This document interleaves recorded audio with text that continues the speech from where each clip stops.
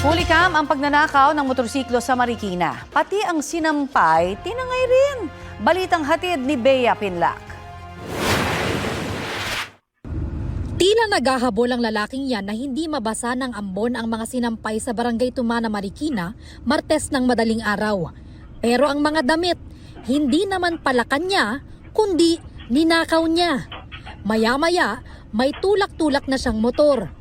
Itinabi niya muna ito habang panay ang tingin sa paligid. Kinalikot niya ito at saka umalis. Ang motorsiklo, ninakaw rin pala niya. Tinitignan niya yung mga motor dito, kinakalikot niya. Tapos yung sa akin, ayun po yung talagang niya po, tinarget na tanggalin. Ang pagkatanda ko po, nailak ko po. Di ko lang siguradong talagang nailak ko siya kasi manubela lang po yung linalak ko dun. Bandang alas 7 na ng umaga nang mapansin ng may-ari na wala na ang kanyang motor. Nung siya magising, nawala na yung motor niya, nagpakasakali pa siya magtanong-tanong doon.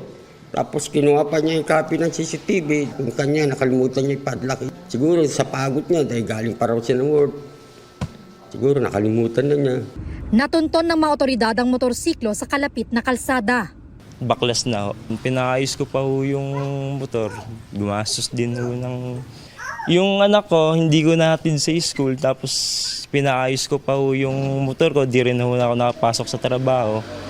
Yun po yung sobrang sakit ho sa ulo. Perwisyo sobra. Ang mga sinungkit na damit sa sampayan naman, hindi na na-recover.